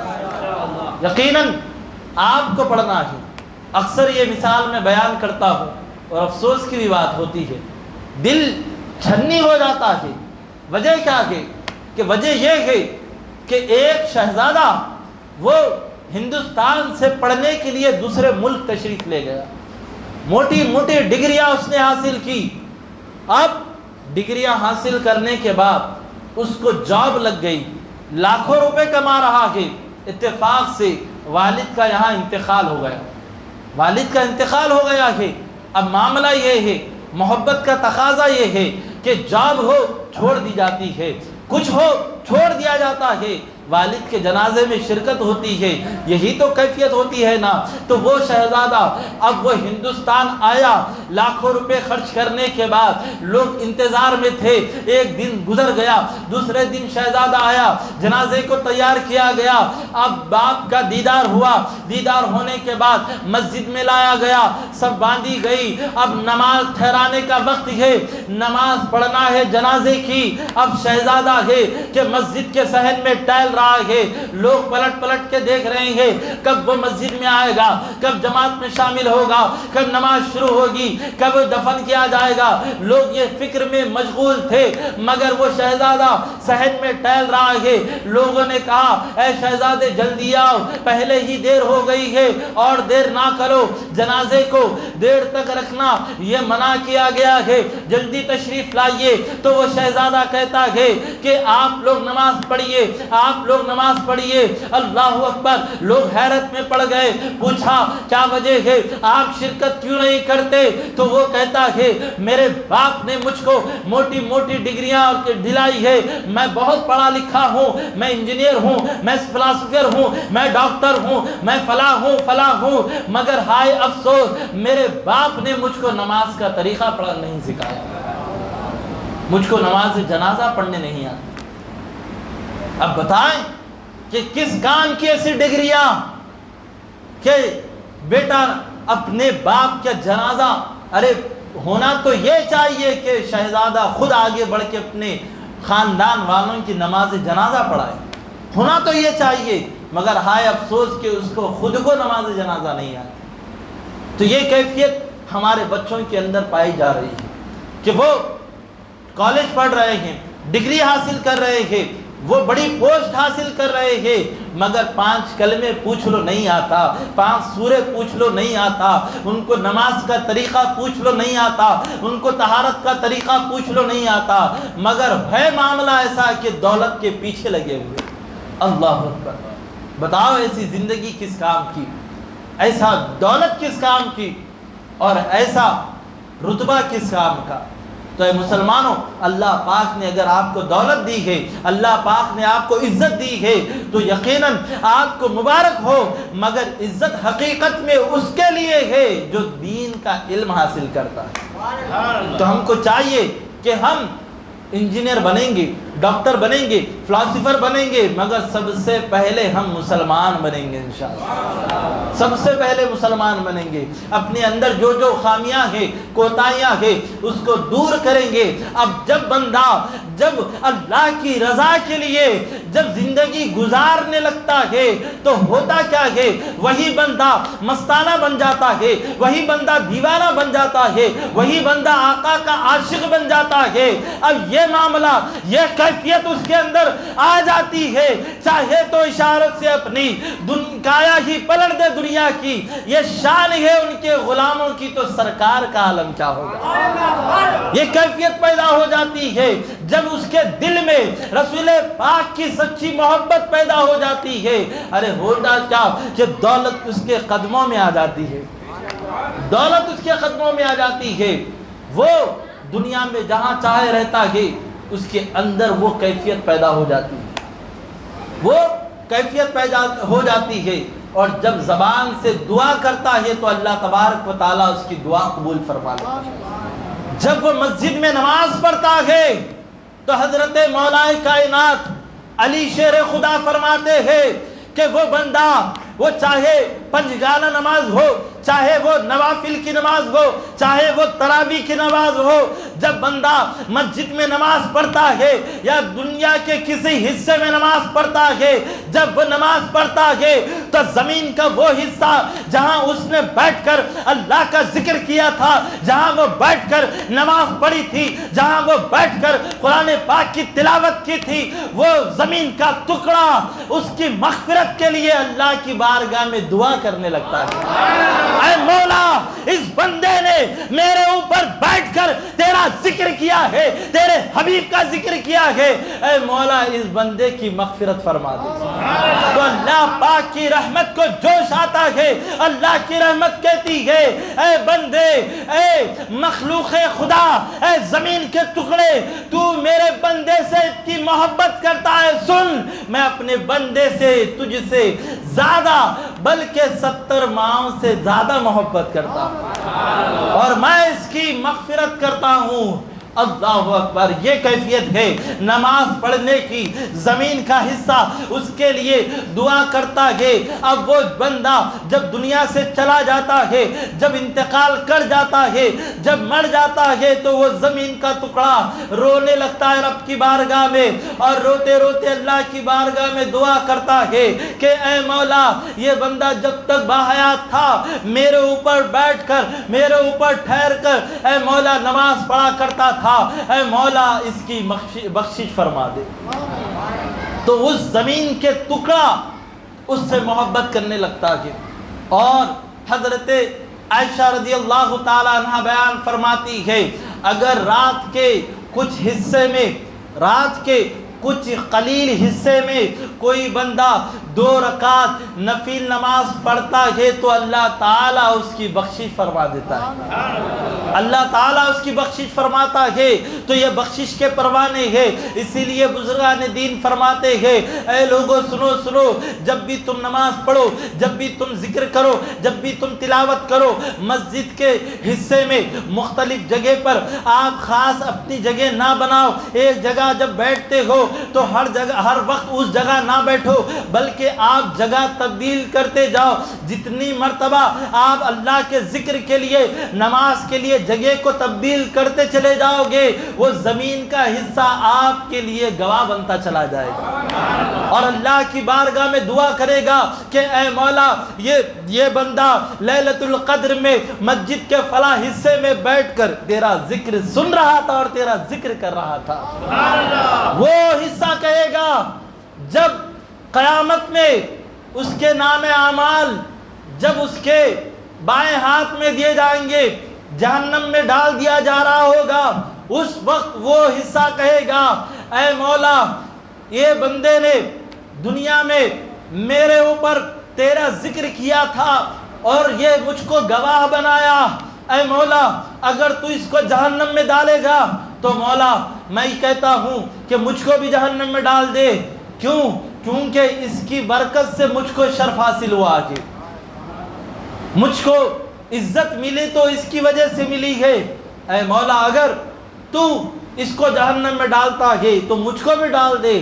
اللہ کی رحمت کے صدقے میں اللہ پاک فرمائے گا تجھ کو بھی جنت میں حصہ مل رہا ہے اور اس کو بھی میں جنتی بنا دیتا ہوں. سبحان اللہ.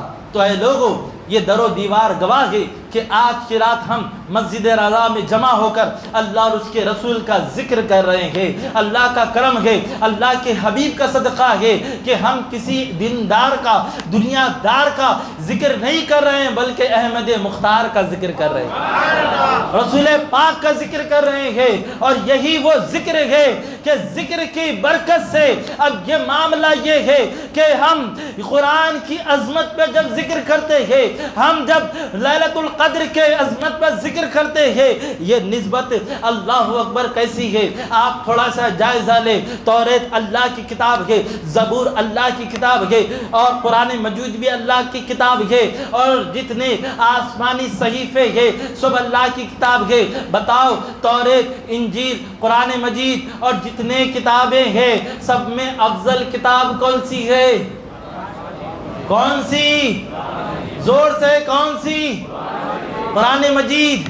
اب میں کہہ رہا ہوں کہ اگر میں کہا کہ اس مسجد رضا کے امام صاحب کی قرات, آواز, یہ بات فلاں بات سے افضل ہے تو یہ کیسی بات ہے؟ ارے یہ بات بھی ان کے منہ سے نکلی ہے, وہ بات بھی ان کے منہ سے نکلی ہے نا, کہ وہ بات سے امام صاحب کی افضل ہے, وہ بات ان کی افضل ہے. یہ کیسے کہہ سکتے ہیں؟ کیونکہ دونوں باتیں ہی ان کے زبان سے نکلی ہیں, دونوں باتیں ہی ان کے زبان سے نکلی ہیں. ہاں اگر ایسا کہا جائے کہ مؤذن صاحب کی بات سے افضل بات امام صاحب کی ہوتی ہے, یہ بات سمجھ میں آتی ہے, یہ بات سمجھ میں آتی ہے, مرتبے کا معاملہ ہوتا ہے. اب امام صاحب کی بات سے افضل بات عالم صاحب کی, عالم صاحب سے افضل بات مفتی صاحب کی, یہی سلسلہ اوپر تک چلا جائے گا. مگر یہاں جائزہ لے, توریت بھی اللہ کی کتاب ہے, انجیل بھی قرآن اللہ کی کتاب ہے. اللہ کی کتاب یعنی اللہ کا کلام اللہ کے کلام سے افضل ہے, یہ کیا بات ہے؟ یہ بھی اللہ کا کلام ہے اور وہ بھی اللہ کا کلام ہے. یہ اللہ کا کلام, یہ اللہ کے کلام سے افضل ہے, یہ کیسی بات ہے؟ تو بتایا گیا, بزرگان دین فرماتے ہیں سنو کلام اللہ کا ہے اور یقیناً سب کلام متبرک ہے, افضل و اعلیٰ ہے, مگر اللہ پاک نے اپنے کلام کو نسبت دی ہے تو لینے والے کی نسبت دی ہے. توریت حضرت داؤد علیہ السلام نے لی ہے, انجیل حضرت عیسیٰ علیہ السلام نے لی ہے, یعنی جس نبی کا مرتبہ جتنا ہے اس کی افضلیت اس قدر دی ہے. ہمارے آقا تمام نبیوں کے تاجدار ہے, اسی لیے قرآن پاک کو ہمارے آقا سے نسبت ہے, اسی لیے افضل ہے, اسی لیے قرآن پاک افضل ہے. تو یہی معاملہ ہے کہ صحابہ اکرام کو جو سب سے بڑی نسبت ملی ہے تو ہمارے آقا کے نسبت سے اتنی بڑی عظمت ملی ہے. ہمارے آقا کی نسبت کی وجہ سے صحابہ اکرام بڑے نسبت والے, بڑے افضل و اعلیٰ ہو گئے ہیں. اور تمام امتوں میں سب سے افضل امت محمدی ہے. وجہ یہ ہے کہ ہم کو رسول پاک سے نسبت ملی.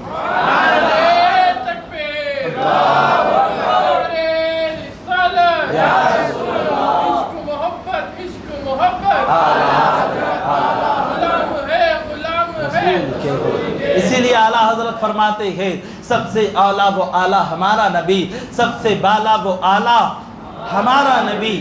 کون دیتا ہے دینے کو منہ چاہیے, دینے والا ہے سچا ہمارا نبی. خلق سے اولیاء, اولیاء سے رسول, اور رسولوں سے اعلیٰ ہمارا نبی, اور رسولوں سے اعلیٰ ہمارا نبی. تو ہمارے آقا کی شان ہے. اللہ پاک نے اپنے حبیب کو رمضان مبارکہ عطا فرمایا, اور رمضان مبارکہ میں ایسی ساتھ ایسی برکت والی رات عطا فرمائی جس کو لیلۃ القدر کہا جاتا ہے, جس کو لیلۃ القدر کہا جاتا ہے، اور اس رات کے ثواب کو اللہ پاک اتنا بڑھا دیتا ہے، اتنا بڑھا دیتا ہے کہ بندے کے وہم و گمان میں نہیں، بندے کے وہم و گمان میں نہیں ہوتا۔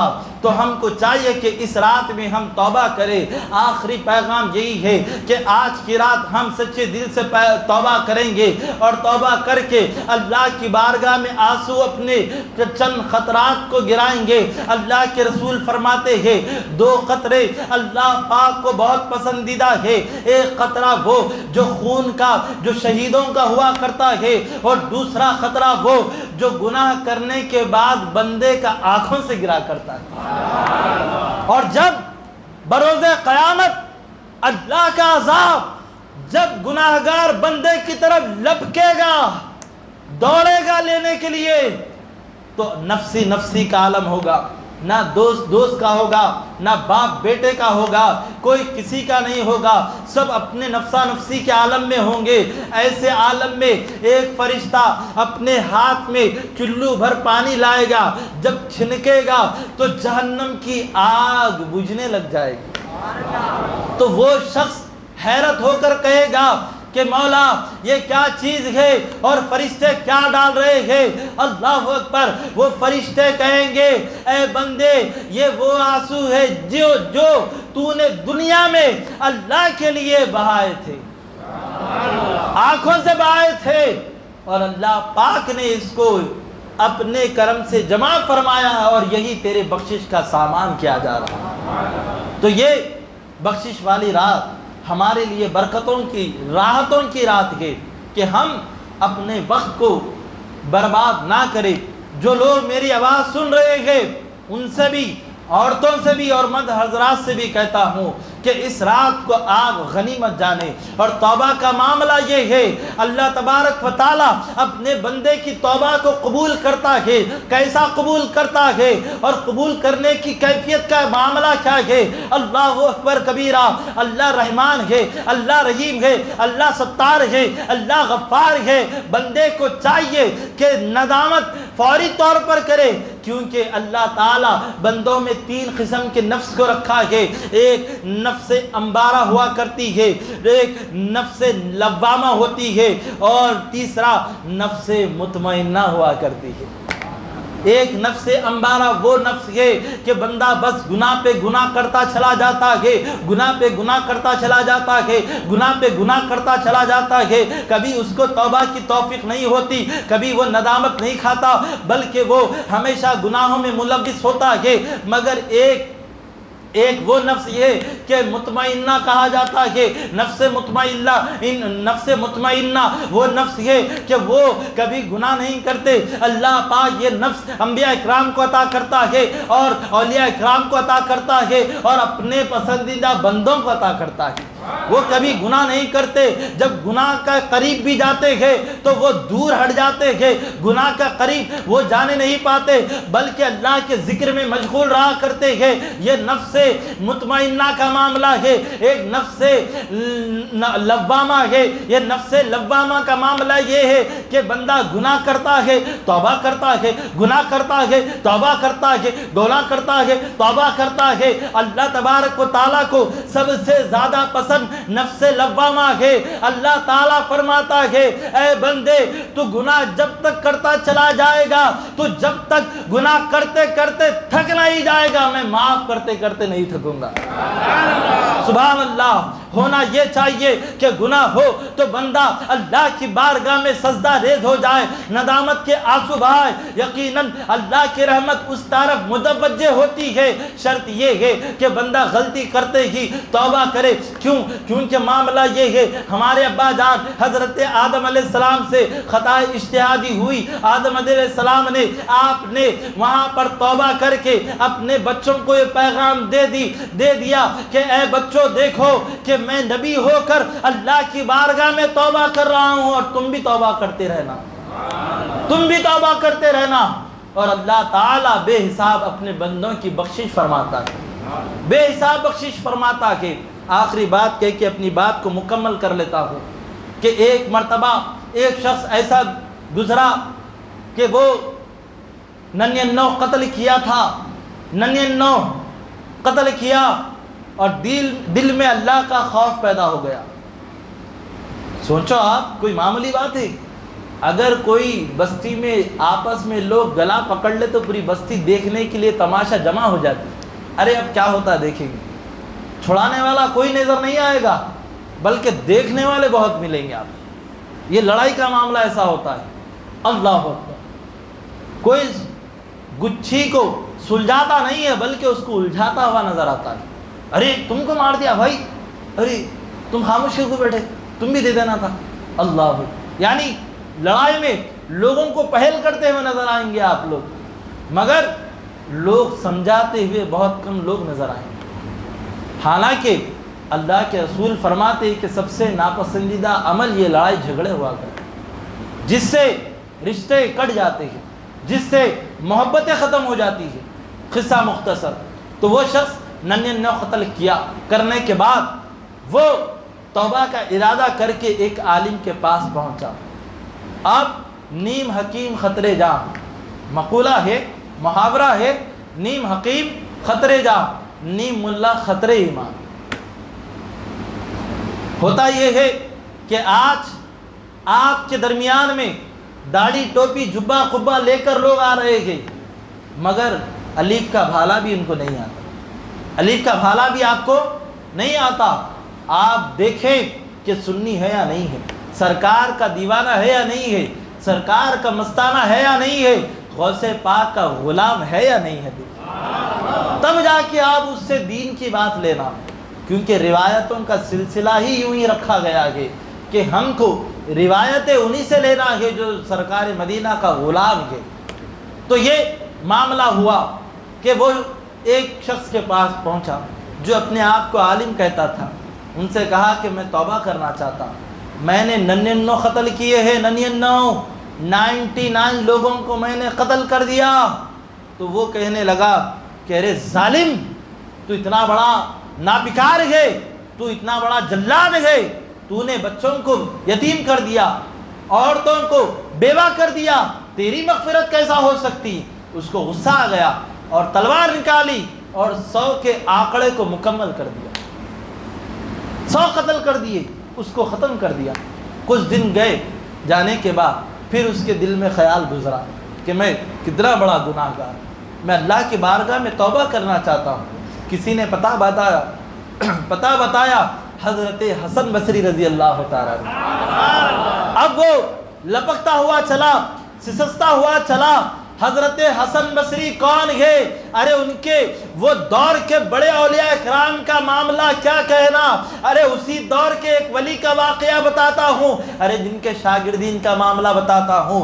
حضرت ذوالنون مصری رحمۃ اللہ تعالی علیہ ایک مرتبہ آپ کشتی کا سفر فرما رہے تھے، کشتی کا سفر کر رہے ہیں اور کشتی چل رہی ہے، آپ اپنی گدڑی پہن کر بیٹھے ہوئے ہیں، پھٹی پرانی چادر ہے، کپڑے میلے کچیلے ہیں۔ اب دیکھا، دیکھنے والے نے اس کشتی میں ایک چور تھا، چور نے دیکھا حضرت ذوالنون مصری کے پاس اشرفیوں کی تھیلی موجود ہے، بہت سارے اشرفیہ موجود ہے۔ اب اس چور نے ناٹک کیا کہ میں اب یہ تھیلی کیسے لوں، اگر چھینوں گا تو لوگ مجھ کو چھوڑیں گے نہیں ہے، اب میں پلان بناؤں گا۔ اب اس نے پلان بنایا اور اعلان کر دیا، اے لوگو میری اشرفیوں کی تھیلی چوری ہو گئی، نہ جانے کون میری تھیلی لے لیا ہے۔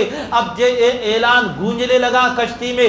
حضرت ذوالنون مصری جو اللہ کے مقدس ولی تھے، ان کے دل پر القاء ہوا، وہ سوچنے لگ گئے کہ یقیناً اس کی ناپاک نگاہ میرے پیسوں پر ہے۔ حضرت ذوالنون مصری نے فوراً اپنی تھیلی سمندر میں پھینک دی، فوراً اپنی تھیلی سمندر میں پھینک دی۔ اب وہ چور کہنے لگا مجھ کو یہ درویش پر شک ہے۔ اب یہ کہنے کے بعد کپتان آیا، تلاشی لی۔ اب تلاشی لینا کوئی معمولی بات نہیں ہے، اگر 10 لوگ ٹھہرے ہوئے ہیں اور آپ کی تلاشی لی جائے یہ کہہ کر کہ یہ شخص چور ہے تو یقیناً آپ کو شرمندگی ہوگی، آپ کا دل مجروح ہو جائے گا، آپ کو تکلیف کا سامنا کرنا پڑے گا۔ حضرت ذوالنون مصری کو جلال آیا، آپ شرمندہ ہوئے اور فرمایا اے مولا ذوالنون ذوالنون مصری کی لاج رکھ لے، اور حضرت ذوالنون مصری اب یہ کیفیت میں آ گئے، آپ نے کہا اچھا کہ تم کو پیسہ چاہیے۔ حضرت ذوالنون مصری رحمت اللہ تعالی علیہ جلال کی کیفیت میں آپ نے سمندر پر ہاتھ بتایا، جیسے ہی آپ نے ہاتھ پھیرا آپ ہوا میں اڑنے لگے، اور آپ کی کیفیت یہ ہو گئی کہ کشتی چل رہی ہے، کشتی کے ساتھ ساتھ حضرت ذوالنون مصری بھی چل رہے ہیں، اور سمندر کے جتنی مچھلیاں ہیں سب کے سب اپنے منہ میں سونے کے اشرفیہ لے کر سمندر پر ظاہر ہو گئی ہے، اور جتنے لوگ کشتی پر موجود تھے سب نے حضرت ذوالنون مصری کی اس کرامت کو دیکھ کر اش کرنے لگے۔ کپتان قدموں میں گر گیا، چور قدموں میں گر گیا، اور کہنے لگا حضور معاف کر دیجئے، ہم سے بہت بڑی غلطی ہو گئی۔ تو یہ اللہ والوں کی کیفیت ہوا کرتی ہے کہ حضرت ذوالنون مصری رحمت اللہ تعالی علیہ حسن بصری رحمت اللہ تعالی علیہ کے شاگردوں میں سے گنے جاتے ہیں۔ تو یہ شاگرد کا معاملہ ہے تو استاد کا معاملہ کیا؟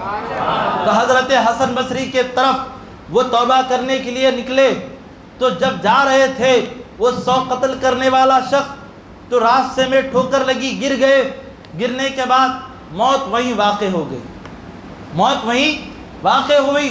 رحمت کے فرشتے آئے، عذاب کے فرشتے آئے، رحمت کے فرشتے کہہ رہے ہیں کہ ہم جنت میں لے جائیں گے، دوزخ کے فرشتے کہتے ہیں، عذاب کے فرشتے کہ ہم اس کو جہنم میں لے جائیں گے۔ تو رحمت کے فرشتے کہتے ہیں کہ یہ توبہ کرنے کے لیے جا رہا تھا، تو عذاب کے فرشتے کہتے ہیں توبہ تو نہیں کی ہے اس لیے ہم اس کو جہنم میں لے جائیں گے۔ اب یہی فرشتوں کی تکرار تھی۔